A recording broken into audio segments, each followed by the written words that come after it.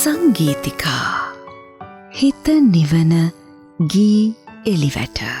අවිනිශ්චිත ජීවිතයේ අවිනිශ්චිත තත්පර මත අපි එහා මෙහා ඇවිදිමින් සිටිමු.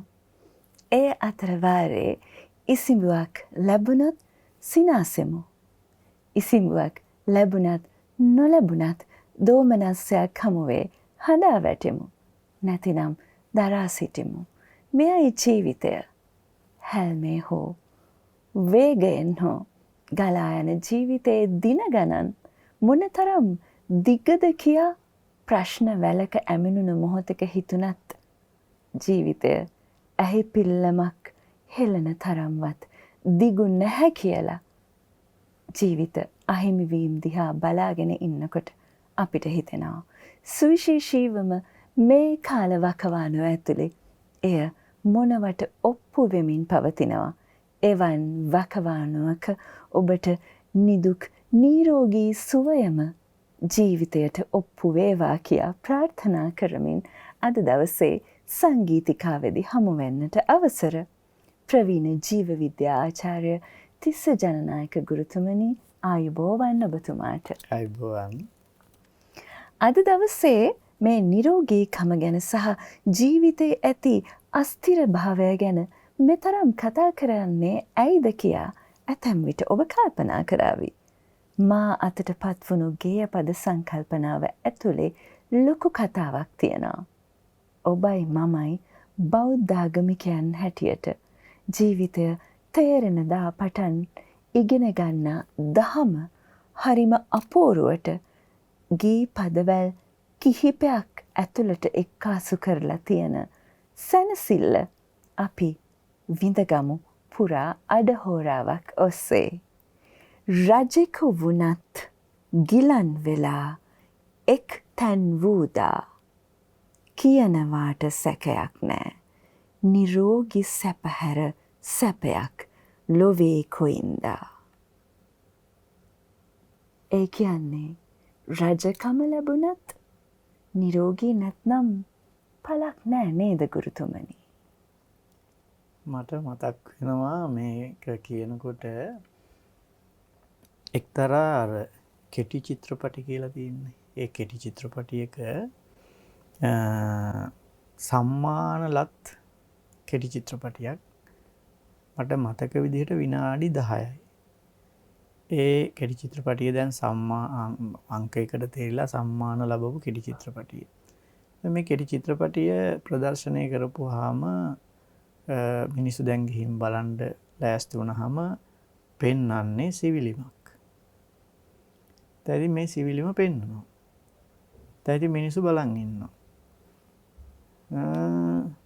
පළවෙනි විනාඩිය, දෙවෙනි විනාඩිය, තුන්වෙනි, හතරවෙනි, පස්වෙනි ඔහොම ගත වෙනකොට මිනිස්සු හිතුවා මේ තව පොඩ්ඩකින් මේකේ තව මොකක් හරි පෙන්නයි කියලා. හරි නොසන්සුන් මිනිස්සු. ළඟ ඉන්න කෙනා දිහා බලන, එහෙ බලන්න මොකද්ද මේ බලන්න ආවේ මේකට මොකටද යකෝ සම්මාන දුන්නේ අර එහෙම කියලා මම බලනවා. හරි. ඊට පස්සේ ඔහොම ගිහින්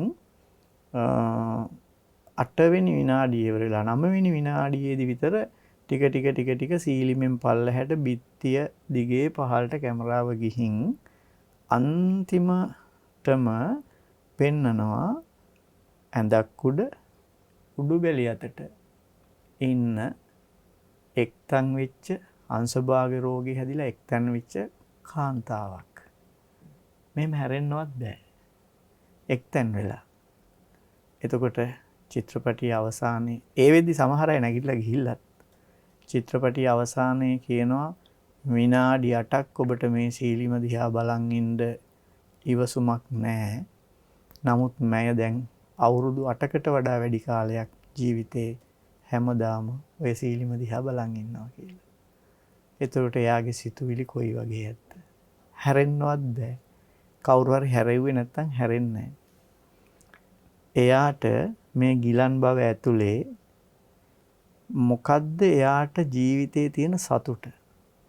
එකම සතුට තමයි මම මෙහෙම නැතුව මට හැරෙන්න පුළුවන් වුණා නම්, මට මේ ඇඳෙන් බහින්න පුළුවන් වුණා නම්, අඩුම ගානේ එළියට යන්න බැරි වුණත් ඇවිදගෙන ජනේලෙ ගාවට ගිහින් එළිය බලන්න පුළුවන් වුණා නම් ඒක නේද සතුට.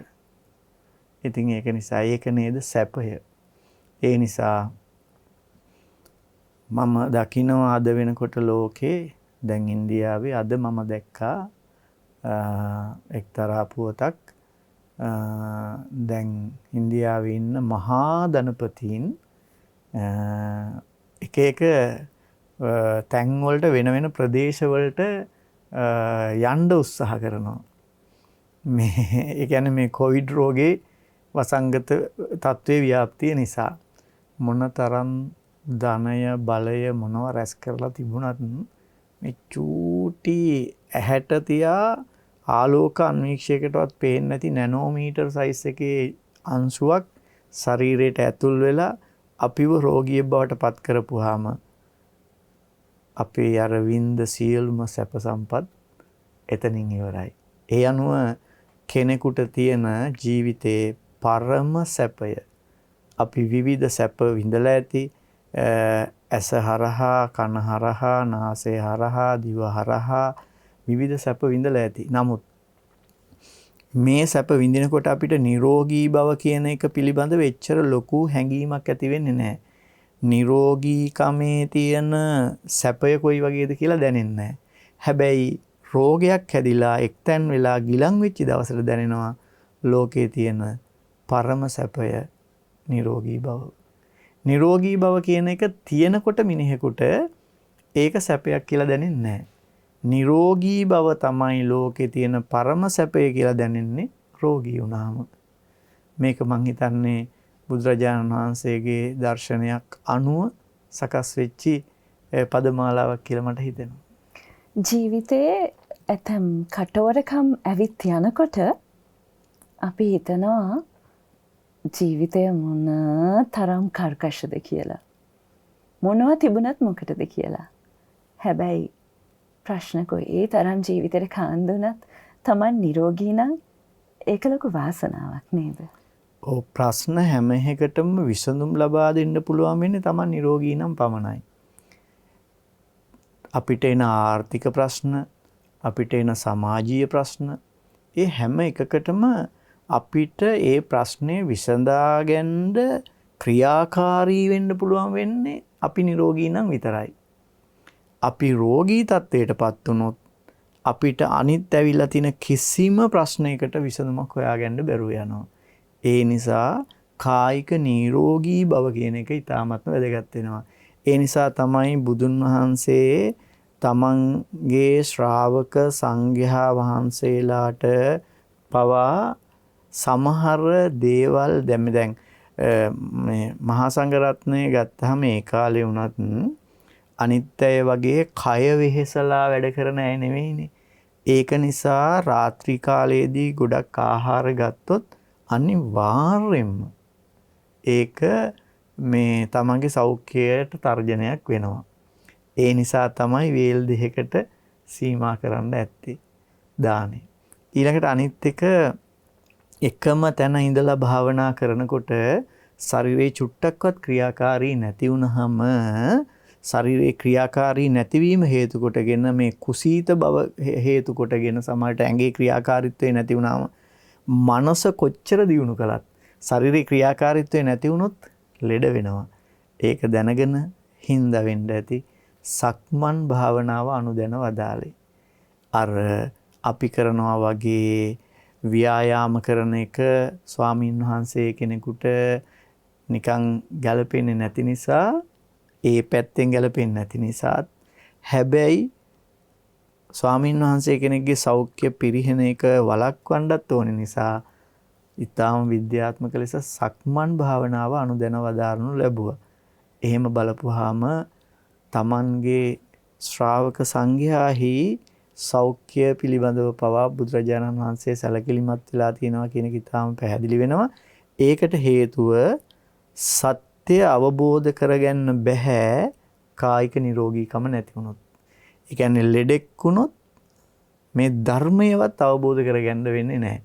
ඒ නිසා වෙන අන් කිසිදු සැපයකට වඩා ලෝක ඇති උතුම්ම සැපේ නිරෝගී සැපේ කියන එක බව බුදුරජාණන් වහන්සේගේ ධර්මයේ තුල පැහැදිලිව කියලා තියෙනවා. අපිට ජීවිතය හසුවන්නේ කොයි තරම් සියුම් තැන්වලද? එවැනි සියුම් තැන්වල නැවතිලා එක හුස්මක්වත් ගන්න අපිට තේරෙනවද? අපිට දැනෙනවද ජීවිතය?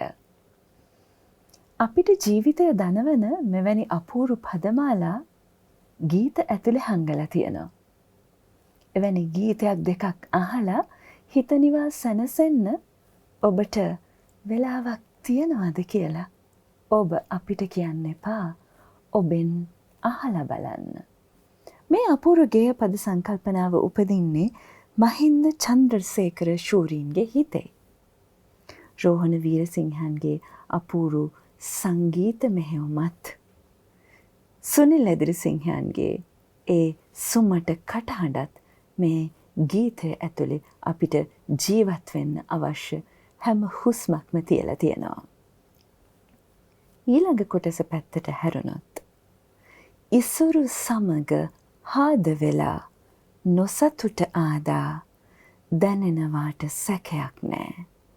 සතුට තරම් වෙන ධනයක් ලොවේ කොයින්දා.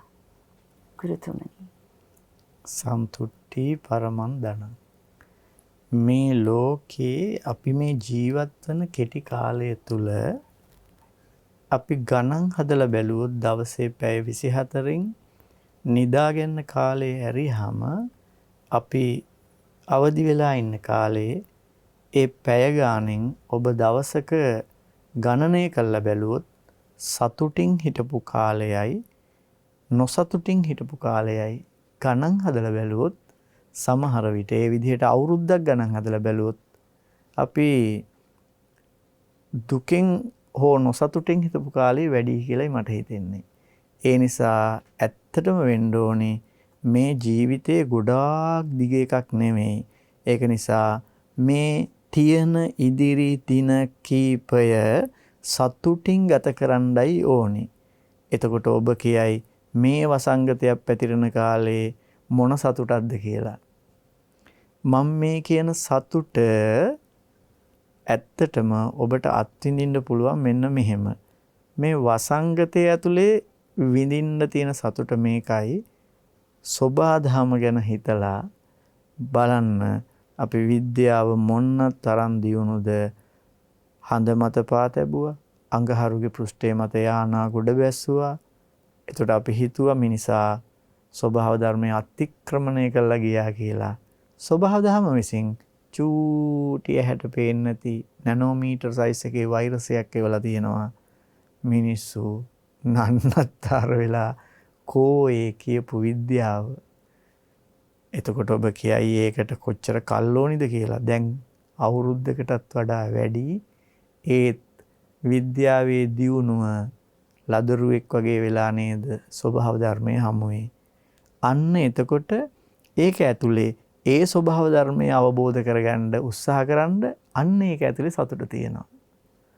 ඒ කියන්නේ ඒ සතුට තමයි අපේ ධනය. දැන් අර මේ ලෝකේ රටවල් දියුණු වෙන්න උත්සාහ කරනවානේ. ගොඩක් වෙලාවට දියුණු වෙනවා කියලා කියන්නේ කොන්ක්‍රීට් ගොඩනැගිලි, ඊළඟට මහා මාර්ග, ඊළඟට කර්මාන්ත ශාලා, ඊළඟට විශාල වාහන ප්‍රමාණයක්. ඒක තමයි අපි රටක දියුණුව කියලා කියන්නේ. නගරයක ගුවනින් ගත්ත ඡායාරූපයක් ගත්තාම එකට එක හේතු වෙච්ච මහා විශාල ගොඩනැගිලි, මහා විශාල තාර පාරවල් සහ ඒවා වැහි ගිය රථ වාහන ටික දැක්කහම අපි කියනවා අම්මෝ සෑහෙන දියුණු නගරයක්. හැබැයි අපි සමහර රටවල් දිහා බලපුවාම දැන් සමහර රටවල් වල මේ වනගහනය අතිවිශාලයි භූමි ප්‍රමාණයට සාපේක්ෂව. අපේ රටේ වනගහනය දැන් තියෙන්නේ මුළු භූමි ප්‍රමාණයට ප්‍රතිශතයක් විදිහට ගත්තොත් 16% විතර. 1900 දී විතර බැලුවොත් මුළු භූමි ප්‍රමාණයට ප්‍රතිශතයක් විදිහට 70%ක්. 70%ක් තිබිච්ච වනගහනය 16% වෙනකන් අඩු කරගත්තේ අපේ රටේ සංවර්ධනය නිසා. ඒතකොට මේ විදිහට මිනිස්සු මිනිස්සු විදිහටත් පවුලක් විදිහටත් රටක් විදිහටත් හොයලා තියෙන ඉසුරු. ඉසුරු තමයි මේ හොයන්නේ. සල්ලි මේ හොයන්නේ. එතකොට ඒ සල්ලි හොයලා ඉවර වෙලා අන්තිමට අපිට හුස්ම ගන්න වාතයේ තියෙන ඔක්සිජන් ප්‍රමාණය අඩු වුණොත් ඔක්සිජන් ප්‍රමාණය දැන්ටත් සෑහෙන අඩු වෙලා තියෙන මේ ප්‍රමාණය අඩු වුණොත් ඒ ලබාගත් ඉසුරු වල තියනවාද සතුට? හුස්ම හිර වෙනවා නම් ලබාගත් ඉසුරු වල සතුට තියනවාද? ඒ තමන් ගොඩනගාගත්ත විශාල මුදල් ප්‍රමාණය ගත්තොත් අපි හිතමුකෝ කෝටියක් මුදල් කියන්නේ කොළ ඒවා කෝටියක් විතර අරගෙන දහනය කළොත් ඔබට ඔක්සිජන් ලැබෙනවද? නෑ. තවත් හුස්ම හිර වෙන එකයි වෙන්නේ. ඒකෙන් නිදහස් වෙන්නේ කාබන් ඩයොක්සයිඩ් එක දහනය කළොත්. භූතානය කියන රටේ ශීර්ෂ පාඨයක් තියෙනවා. ඒ තමයි සන්තුට්ටි පරමන්දනං කියන එක. ඒ නායකයා රජ කෙනෙක්. ඔහු කියන්නේ මගේ රටේ මිනිස්සු ඉන්නේ සතුටින්. රටේ 65% මුළු භූමි ප්‍රමාණයෙන් වනාන්තර. ඒ රටට ලේසියෙන් යන්නත් බෑ. ලේසියෙන් වීසා දෙන්නෙත් නැහැ. ඒක මහා දියුණු රටක් මහා දියුණු කියන එකෙන් අදහස් කරන්නේ අර ගොඩනැගිලි පිරීච්ච රටක් නෙමෙයි. හරිත රටක්. ඒ කියන්නේ ධන ඔක්සිජන් ප්‍රමාණයක් තියෙන්නේ. ඒ කියන්නේ සාමාන්‍ය මිනිහෙකුට ඔක්සිජන් තියෙන්න ඕනි ප්‍රමාණයට වඩා අඩුවෙන් නෙමෙයි වැඩියෙන් තියෙන රටක්. එතකොට ඒ රජතුමා කියන්නේ මම මහා දියුණුවක් කළා මහා කර්මාන්ත ශාලා සහ මහා මාර්ග ගොඩනැගිලි ගොඩක් හදලා නැහැ. ඒත් මගේ රටේ මිනිස්සු හොඳට හුස්ම අරගෙන සතුටින් ඉන්නවා. තවත් රටක මිනිස්සු එහෙම රට දියුණු කරනවා කියලා ගිහින් ඉසුරු ගොඩාක් එකතු කරගෙන හුස්ම ගන්න බැරුවෙන් ඉන්නවා. ඉතින් කවුද දැන් සතුටින් ඉන්නේ? ඒක තමයි ප්‍රශ්නේ තියෙන්නේ. ඉතින් ඒ නිසා ධනය රැස් කරලා සතුටින් ඉන්න පුළුවන්ද? සමහර විට මහා විශාල ධනස්කන්ධයක් රැස් කරපු මිනිසයා මැරෙන මොහොතේ හරියට දුක් වෙන්න ඉඩ තියෙනවා.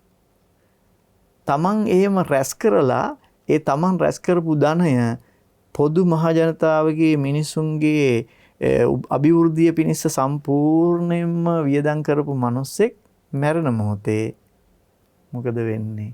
සතුටින් මැරෙනවා. සතුටින් මැරෙන්න තියෙනවා නම් ඒක නේද ප්‍රධානම ධනය. ධනය ගොඩක් එකතු කරලා දුකෙන් මැරෙනවද? නැත්නම් සතුටින් මැරෙනවද? සතුට තමයි අපිට තියෙන ලොකුම ධනය.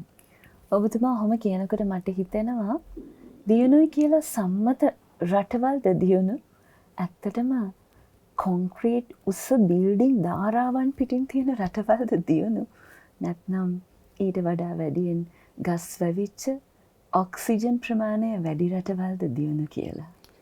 දැන් මම ඔබට කියන්නම් මෙහෙම දැන් ඇමරිකාවේ අපි ලොස් ඇන්ජලිස් ගම්මු නගරයක් අතිශය දියුණු නගරයක්නේ. පැය 24කට කරන්ට් එක ගියොත් මොකක් වෙයිද? පැය 24කට කරන්ට් එක ගියොත් අම්මු අපායක් බවට පත් වෙනවා. ජීවත් වෙන්න බෑ. පැය 24ක් කරන්ට් එක විදුලි බලය විසන්දි වුණොත් ලොස් ඇන්ජලිස් වල ඔය අපි දකින සියලුම යස ඉසුරු ඔක්කොම ටික ඉවරයි. හැබැයි කොංගෝ වල අප්‍රිකාවේ කොංගෝ වනාන්තරයේ මැද ඉන්න ගෝත්‍රිකයන්ගේ ගම්මානයක් තියෙනවා. කරන්ට් එක ගියයි කියලා ප්‍රශ්නයක්ද? නෑනේ. මට කියන්නේ ලොස් ඇන්ජලිස් වල මිනිස්සු සතුටින් ඉන්නේ කරන්ට් එක තියෙනකන් විතරයි. අර කොංගෝවේ ගෝත්‍රික මිනිස්සු හැමදාම සතුටින් කරන්ට් එකයි කියලා ප්‍රශ්නයක් නැහැ. ඒක කවුද ඇත්තටම සස්ටේනබල්? ඒ කියන්නේ වඩාත්ම තිරසාර ලෙස තමන්ගේ ජීවිතය ගත කරන්නේ කවුද? ඒ නිසා මම කියන්නේ සංවර්ධනය ඕනි නෑ කියන එක නෙමෙයි. අපි සංවර්ධනය කියලා ලබා ගන්න දේවල් වලින් ඔය හිතන තරමටම සතුට ලැබෙන්නේ නෑ. ඒ වගේම මිනිස්සෙක් සල්ලි හම්බ කරන්න ඕනි. සල්ලි ඕනි ජීවත් වෙන්න මිසක් ජීවත් වෙන්න ඕනි සල්ලි හොයන්න නෙමෙයි. ඒ නිසා තමන් තුල තියෙන ප්‍රමාණය තුලින් සතුටින් ඉන්න පුළුවන් නම් සතුට තමයි මිනිහෙක් රැස් කළගත යුතු ධනය.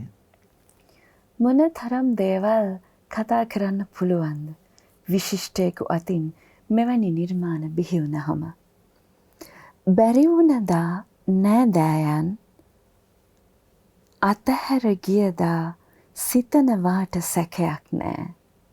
විශ්වාසය හැර නෑයෙක් ලොවේ කොයින්දා. දැන් තරංග අර පොඩි කියමනක් තියෙනවානේ එක වගේ 3 දෙනෙක් ඉන්නවා ලං වුණොත් අවුල් කියලා. නෑයයි, වේයයි, මීයයි. එන් මීයෝ ගෙදර බෝ වුණොත්, වේයෝ ගෙදර බෝ වුණොත් ප්‍රශ්න ගොඩයි. වේයෝ මීයෝ බෝ වුණාම ඒගොල්ලෝ කරන්නේ සීමිත හානියක්. හැබැයි වේයයි මීයයි වගේ නෙවෙයි නෑය. මම කියන්නේ හැම නෑයෙක්ම එහෙමයි කියලා. ගොඩක් වෙලාවට නෑයෝ කියන කට්ටිය ඒ වගේ තමයි. සමහර වෙලාවට මිනිස්සු නෑදෑයන්ගෙන් වෙන් වෙලා මුළු මනින්ම වෙන් වෙලා ගිහිල්ලා වෙනම රටක ජීවත් වෙන අයත් ඉන්නවා. අහල පහල තමන්ගේ කියන කිසිම නෑදෑයෙක් නෑ.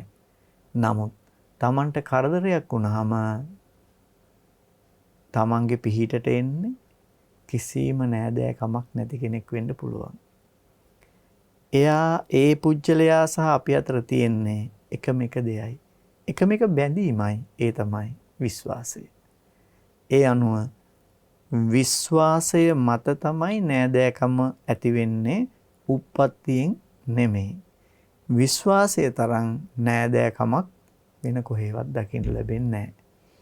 ඒ නිසා අර ඉස්සෙල්ලා කිව්වා වගේ මෙතන කරුණු 3ක් එකතු වෙනවා මේ පද තුනේ. ඒ තමයි අපිට අපේ නිරෝගීකම තියෙනවා නම් සතුට තියෙන්නේ නිරෝගීකම තුල. එතකොට ඒ වගේම ධනය කියන එක ගත්තොත් එතකොට ඒ කියන්නේ සැපය තියෙන්නේ, සැපය කියලා මේ සැපය ගත්තොත් සැපය තමයි මේ ඇත්තටම අපේ ඒ කියන්නේ නිරෝගීකම තමයි අපේ තියෙන හොඳම සැපය. එතකොට අපේ සතුට කියන එක ගත්තොත් ඒ සතුට හැදෙන්නේ, සතුට තමයි අපිට තියෙන ධනය. ඊළඟට මේ කිව්වා වගේ විශ්වාසය. එතකොට මේ කරුණු 3 තමයි මේකේ ප්‍රධාන වශයෙන්ම කතාවට ලක් කරලා තියෙන්නේ. මේ තුනම මට හිතෙනවා බුදුරජාණන් වහන්සේගේ ධර්මයේ ඇසුරින් ඒක ලස්සනට ඒක ගීතයක අමුණලා තියෙනවා කියන එකයි. බැඳීමක විශ්වාසය පදනම බවට පත් වුණහම ඒ බැඳීම මොනතරම් සුන්දර වෙන්න පුළුවන්ද? ඔව්. දැන් ඔය මේ විශ්වාසය කියන එකේ අනිත් පැත්තට ගියොත්, විශ්වාසය කියන එකේ විරුද්ධ පැත්තට ගියොත් ඇති වෙන්නේ සැකය. සැකය කියන්නේ බරපතලම ඛේදවාචකයක්. සියලු සම්බන්ධතා බිඳ වැටෙන්න බලපාන ප්‍රධාන සාධකය කියන්නේ සැකය. මම කියන්නේ විශ්වාසය එක පැත්තක තියෙනවා නම් ඒකේ ප්‍රතිවිරුද්ධ පැත්ත තමයි සැකය. මේක විශ්වාසය නම් මේක තමයි සැකය. එතකොට දැන් අපි ගත්තොත් සමහර අවස්ථාවලදී මානසික රෝගී තත්ත්වයකුත් ඇති වෙනවා සැකය නිසා. ඒ කියන්නේ හැමදේම සැකය. ඔය ජාතීන් අතර, අපේ රටේ ජාතීන් ගොඩක් ජීවත් වෙනවනේ. අතර බොහෝ වෙලාවට ගැටුම් ඇති වෙන්න ප්‍රධාන හේතුව තමයි සැකය. ඒ සැකයට සමහර වෙලාවට බලපානවා භාෂාවත්. ඒකට හේතුව මගේ ජාතිය නොවන වෙනත් ජාතිය දෙන්නෙක් ඉස්සරහා කතා කර ඉන්නවා නම් වෙනම භාෂාවකින් ඒ භාෂාව මට තේරෙන්නේ නැත්නම් මම සැක හිතනවා ඔය අපිට විරුද්ධව මොනවා හරි දෙයක් තමයි කතා කරන්න කියලා. ඇත්තටම බලපුවහම මේ කතා කරලා තියෙන්නේ අපිට විරුද්ධ කිසිම දෙයක් නෙමෙයි. නමුත් අපිට එහෙම හිතෙනවා. අන්න සැකය. ඕක බුදුහාමුදුරුවෝ කියනවා මේ සැකය කියන එක අපේ නිවන් මඟ අහුරන හේතුවක්. අපිට සමහර ලාවට ධර්මයේ පිළිබඳවත්, ධර්මයේ තියෙන සමහර කරුණු පිළිබඳවත් කෙනෙකුට සැක හිතෙන්න පුළුවන්. ඒ සැකය නිවන් මඟ ආවරණය කරන වහන දෙයක් තමයි සැකය කියලා කියන්නේ. එහෙනම් ධර්මයේ පිළිබඳවත් අපිට තියෙන්න ඕනේ විශ්වාසයක්. එතකොට අපි අවට ඉන්න කවුරු හරි කෙනෙක් ඉන්නවා නම් අපිට විශ්වාස කෙනෙක්, අපිට කිසිම බයක් නැතුව අපේ තියෙන ඕන දුකක්, අපේ තියෙන ඕන ප්‍රශ්නයක් අපිට එයාට කියන්න පුළුවන්. සමහර අය ඉන්නවා අපිට වෙච්ච මොන හරි කරදරයක්, අපිට වෙච්ච ප්‍රශ්නයක්, අපිට වෙච්ච පසුතැවිල්ලක් අපිට දරාගෙන ඉන්න බැරුව කෙනෙකුට කියවනවා අපි විශ්වාසයෙන් යුක්තව. සමහර විට ඒ පුජ්‍යලයා ඒ විශ්වාසය කඩ කරමින් පහුවදා වෙනකොට මුළු හැම දිනාට මේක කියලා අපි ඊටාම අපහසුතාවයටපත් වෙනවා. එතකොට ඒ විශ්වාසය නැතිවීමත් මේකට හේතු වෙනවා. ඒ වගේම තමයි රජවරු බිඳ වැටෙන්න, රාජ්‍ය පාලන බිඳ වැටෙන්න මේ විශ්වාසය නැතිවීම බලපාලා තියෙනවා. ඒ කියන්නේ සැකය බලපාලා තියෙනවා. ඒ නිසා ඊටාම වැදගත් දේ තමයි පාර්ශවයන් හෝ පුජ්‍යලයන් හෝ දෙන්නෙක් අතර පවතින විශ්වාසය තමයි ඒ දෙන්න අතර පවතින බැඳීම ශක්තිමත් කරන ප්‍රධානම දේ. මේ විශ්වාසයේ බිඳ වැටීම තමයි සියල්ල අවුල් වෙන්න ප්‍රධාන හේතුව. ඒ නිසා ඥාතිත්වයට වඩා ඥාතිත්වය ඇති වෙන්නේ අපේ උප්පත්තියෙන්නේ. අම්මගේ පැත්තෙන් හෝ තාත්තගේ පැත්තෙන් ඇතිවන ඥාතිත්වය, ඒ ඥාතිත්වයේ තියෙන බැම්මට වඩා වැදගත් වන්නේ විශ්වාසයයි. ඥාතීනුත් වැදගත් වෙනවා අපිට ඥාතීන් සහ අපි අතර විශ්වාසය පවතින තාක් කල්. ඒ විශ්වාසයේ බිඳ වැටිලා සැකයට තුඩු දෙන දේවල් ඇති වුණොත් ඒ ඥාතිත්වයත් අහෝසි වෙලා යනවා. ඒ නිසා විශ්වාසය මත තමයි ඥාතිත්වය තහවුරු වෙන්නේ. බොහෝ දේවල් අහෝසි වෙන්නට කලින් මම නැවතත් මේ වාක්‍ය තුන ඔබට ඇසෙන්නට සලස්වන්නම්. නිරෝගි සැපහැර සැපයක් ලොවේ කොයින්දා. සතුට තරම් වෙන ධනයක් ලොවේ කොයින්දා. විශ්වාසය හැර නෑයෙක් ලොවේ කොයින්දා. ප්‍රවීණ ජීව විද්‍යා ආචාර්ය තිස්ස ජනනායක ගුරුතුමනි, ඔබට බෙහෙවින්ම ස්තුතියි. අපි නැවත හමුවෙමු. එළඹෙන ඉරිදාවෙත්. රජෙකු වුණත් ගිලන් වෙලා, රජෙකු වුණත් ගිලන් වෙලා, එක්තැන් වුණදා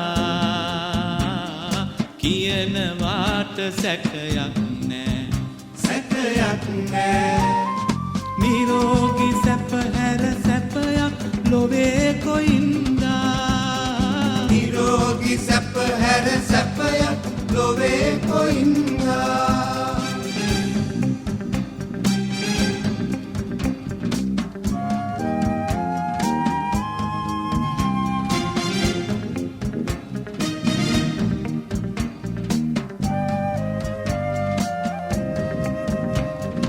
ඉසුරු සමග ආද වෙලා, ඉසුරු සමග ආද වෙලා, නොසතුට ආදා දැනෙනවාට සැකයක් නෑ, සැකයක් නෑ. සතුට තරම් වෙන ධනයක් ලොවේ කොයින්දා, සතුට තරම් වෙන ධනයක් ලොවේ කොයින්දා.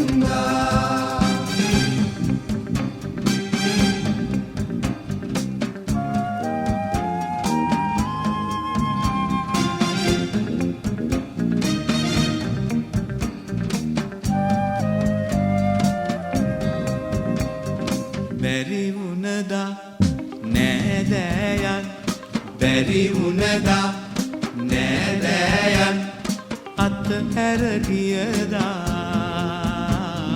හිතෙනවාට සැකයක් නෑ, සැකයක් නෑ. විශ්වාසය හැර නෑයෙක් ලොවේ කොයින්දා, විශ්වාසය හැර නෑයෙක් ලොවේ කොයින්දා. සංගීතිකා හිත නිවන ගී එලිවැට.